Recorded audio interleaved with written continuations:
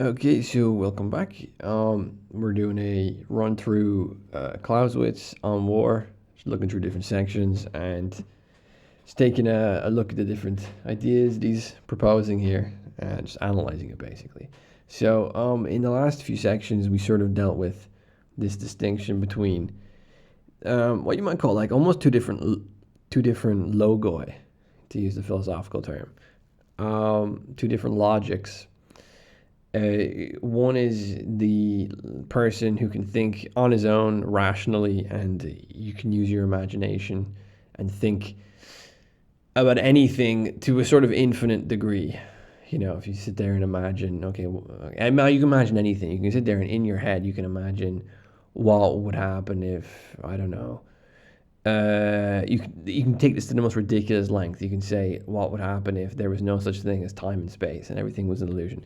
You know, kind of Cartesian skepticism or something like that, right? An absolute kind of extreme acceleration of the rational mind. You can't do that. The same thing does not apply in war because war involves two different opposing forces, and there's a kind of constant negotiative tension between these two different opposing forces, and therefore things are much more gradualistic, and they go through different, what you might say, kind of layers of pushback and tension, basically tension between two different opposing forces. If one side threatens to use military force, it's going to wait for the other side to see how it responds to that threat. Is the threat enough to assert our will upon the enemy, or are we going to have to move and actually do it? It's kind of a bluff calling going on. There's also the whole realm of probabilities. If I do this, how is he going to respond? Is he going to respond this way, this way, this way? Contingencies, so on and so forth. Once you get into the kind of real, actual situation of warfare, a commander is dealing with theory, but he's not able to just take that theory and pretend that theory can be applied into practice in the same way in which he can think himself. So this is why theory and theory of warfare, theory in warfare, is an extremely difficult thing, because you're dealing with kind of abstract principles at the same time as you're dealing with like real life situations, and those real life situations constantly distort the abstract principles. And the distortion here is also, I would say, to do with like temporality and space as well. The sort of temporality of a negotiation between two different sides, a negotiation which involves the threat of physical force, or perhaps the actual combat itself, because for Clausewitz, that is still a negotiation. See, from his perspective, politics and warfare are pretty much intertwined. They're not separate, which is how we've come to think of warfare. I think in the post-war era, we sort of separated them. We don't think of politics and war as being intrinsic to each other. This is why this is an interesting book, because it's interesting to read someone who does think they're intrinsic to each other. So anyway, once you have that kind of actual real life situation in which there's a whole set of tensions between two opposing forces, there's a whole set of probabilities and contingencies and negotiations to deal with. The abstract rational mind is almost like it doesn't operate in that world. So therefore, you have this sort of tension between theory and practice. So in this section, we're going to deal a little bit with the political object of war. So war will have a political object. Political object could be to take some province, some piece of land, for example. It could be as simple as that. It could be, to get rid of a regime and install a different regime. It could be to completely eliminate the entire kind of ruling class, even or even the whole society, which is a bit more in the kind of more genocidal camp of warfare, but it could be something more extreme like that. So we're going to discuss the political object here. So I'll quote Clausewitz. He says, the political object, the original motive for the war, will thus determine both the military objective to be reached and the amount of effort it requires. The political object cannot, however, in itself provide the standard of measurement. Since we are dealing with realities, not with abstractions, it can do so only in the context of the two states at war. The same political object can elicit differing reactions from different peoples and even from the same people at different times. We can therefore take the political object as a standard only if we think of the influence it can exert upon the forces it is meant to move. So again, like the same kind of argument, which is basically, let's say there's a political object. We want this province. We're going to take it from a different kingdom or whatever. Let's put it in a kind of medieval context. You can't simply think, what can we do to get that? In itself, you have to kind of think you have to think that in the situation of war itself, because within that situation, you're going to have two opposing forces. You can think of how today, if you have some money and you want to buy a car, I don't know, this is a stupid example, whatever. You just think, well, I have this money. Do I want the car? Okay, I'm going to buy it. Imagine you have to buy the car, but you have to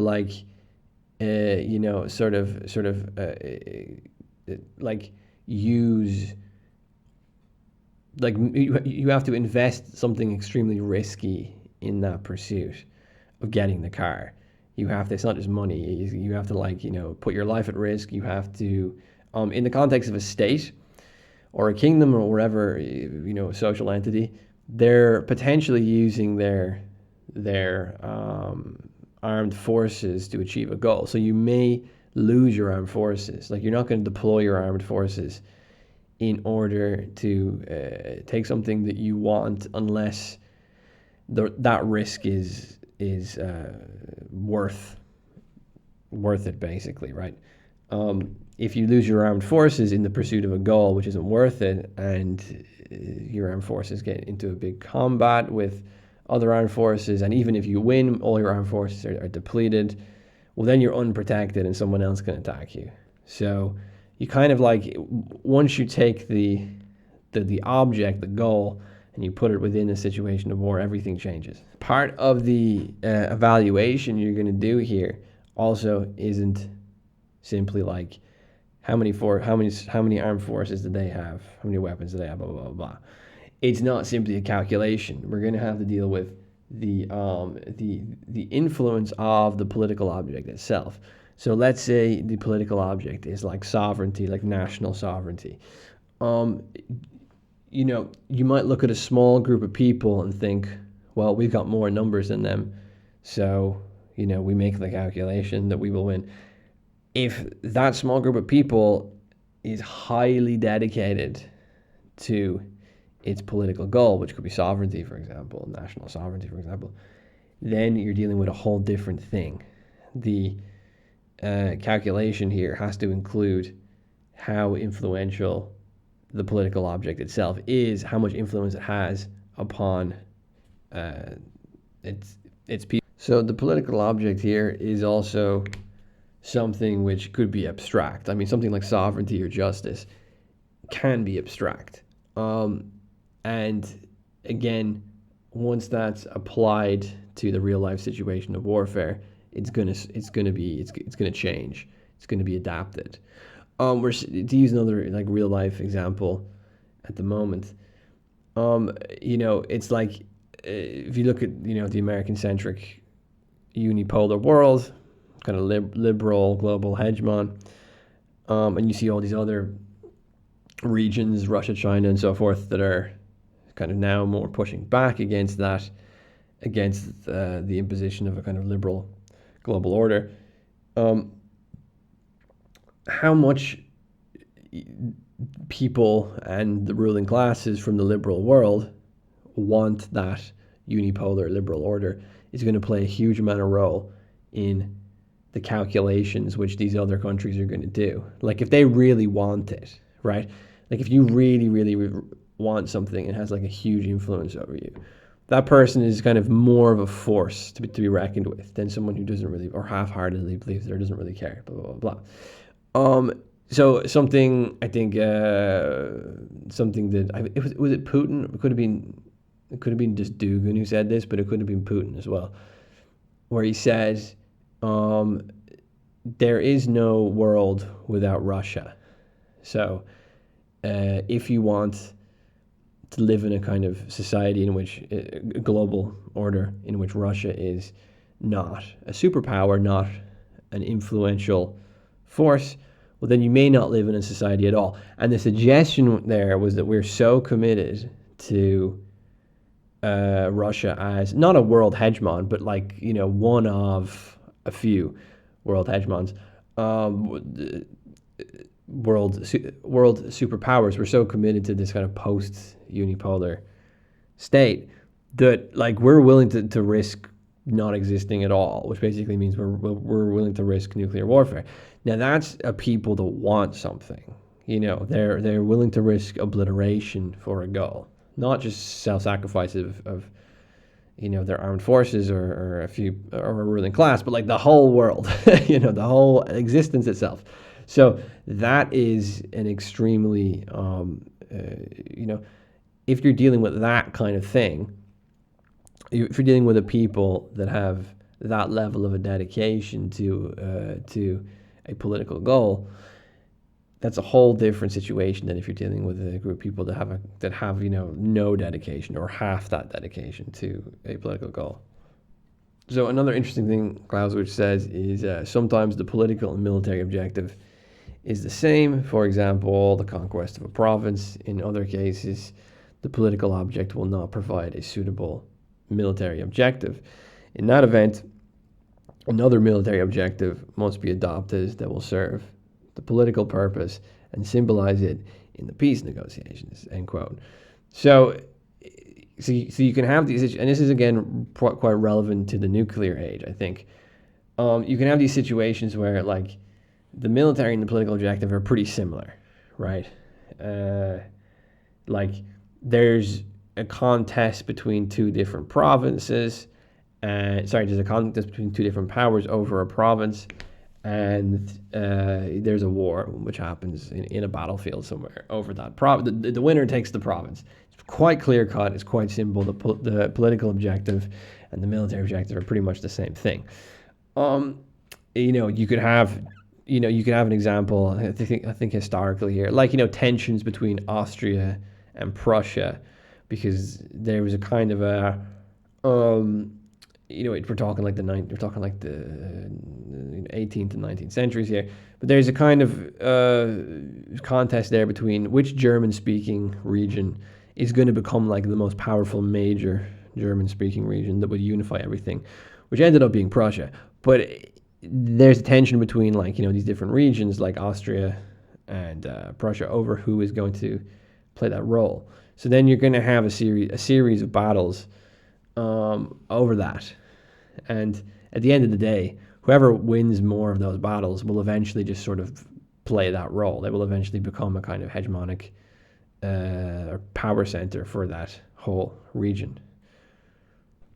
So basically, when you have situations where the political object, the political goal, can be decided by the outcome of a battle or a few different battles, it's easier to, I suppose you can say the political and the military objective are more similar. But when you have a situation which it is in the nuclear era, where full-powered military confrontation between two different superpowers or two different major powers is much more risky, and is always being sort of overseen by the risk of collective nuclear annihilation or whatever. Suddenly, the political goals, for example, fighting over a province or a region, you see that now with Russia and NATO over Ukraine, or fighting over kind of hegemony of a region or a global order, for example, those let's say distinguishing political goals, political objectives can't necessarily be dealt with in the same old way of let's have a battle or a series of battles and the winner wins. The winner gets the political goal. The whole nuclear era has sort of changed that.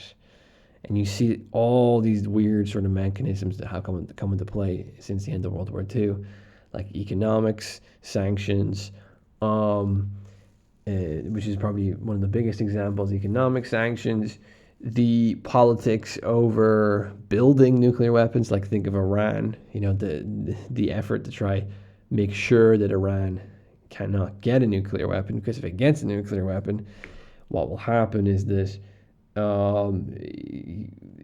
it won't be able to be sort of forced to do the bidding of others so easily, because it can suddenly then sort of say, okay, well then if you want to push us around, we can sort of threaten full-on nuclear confrontation and so forth. So in our time, there isn't really this clear-cut way in which differing political objectives are dealt with militarily. We're sort of falling back into that a little bit with the Ukraine war. You see how there hasn't been any nuclear weapons use yet, and there does seem to be more of a traditional style of warfare being conducted. It's not necessarily between two different states, it's between one state and a kind of conglomeration of states who are arming another state, but whatever. Two different sides, and it's constantly being overseen by the potential of nuclear use of nuclear weapons, which has not happened yet, but at every single stage of the warfare, every single moment in that escalation and in that confrontation, you see the potentiality of full nuclear combat being probably one of the biggest, if not the biggest, influence in the negotiating steps which each side will take whenever NATO decides to make a decision over what it should do, take back this part of Ukraine or take back that part of Ukraine, blah, blah, blah. How much weapons they should give to the Ukrainians, all these decisions which are being made are constantly being regulated by the threat of nuclear confrontation.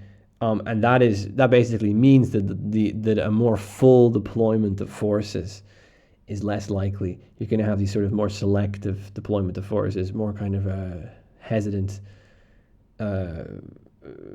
selective, restricted deployment of forces because there's a constant negotiation going on. That isn't to say that constant negotiation will never reach basically like full level warfare, except for the exclusion of nukes. If you get me, like it will reach like full level bar nukes. That's also possible. But the thing is, we don't know because that negotiation is playing out in real time now between in Ukraine. Like we don't know how far we can go until nukes. I think that we like to use nukes. This is kind of getting into just a rant about nukes, but whatever.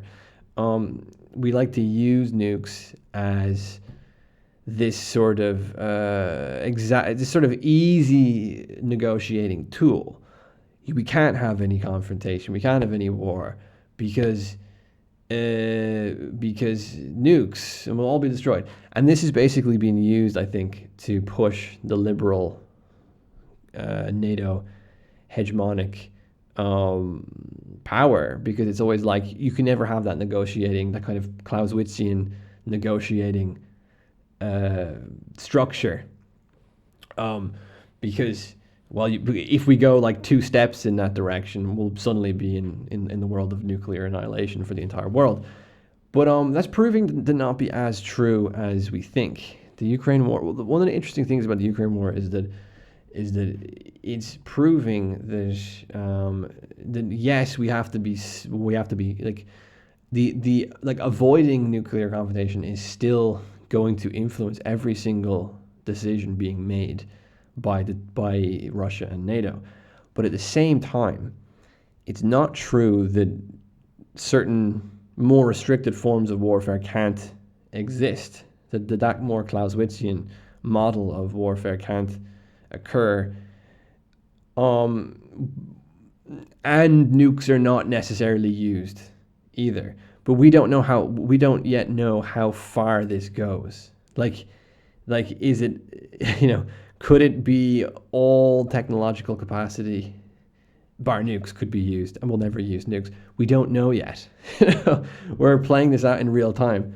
But nonetheless, what the point I'm trying to make here, the kind of Clausewitzian point I'm trying to make, is that the way in which political and military objectives can be similar or can be distinct or contradictory even to each other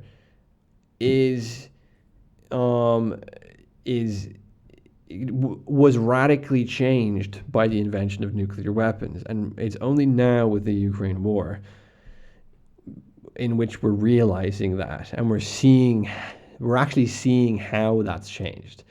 We're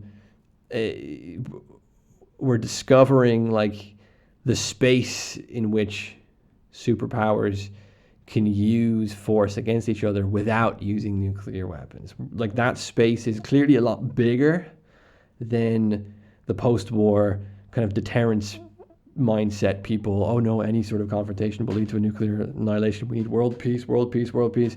Which basically means there's only one political objective, you see.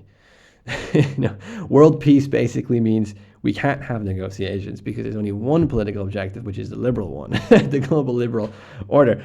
So you see how, if you apply this logic to the post-war era, you suddenly see how it's not peace isn't necessarily what is being desired here. What's being desired here is only one, the unipolar end of history political goal, which is world liberalism. But we're seeing now how that is that there's actually a much bigger realm of negotiation that's possible using warfare to obtain distinct political goals, and it's not necessarily going to end in nuclear catastrophe. It could, but that kind of realm of possibility is much bigger and fatter, I think, than what we previously assumed. So this is a real life discovery that we're seeing going on here right now, which is why you should read Clausewitz, because he actually gives you a little bit of theoretical mechanisms to kind of look at this stuff and kind of think about it in these terms. So yeah, thank you for listening.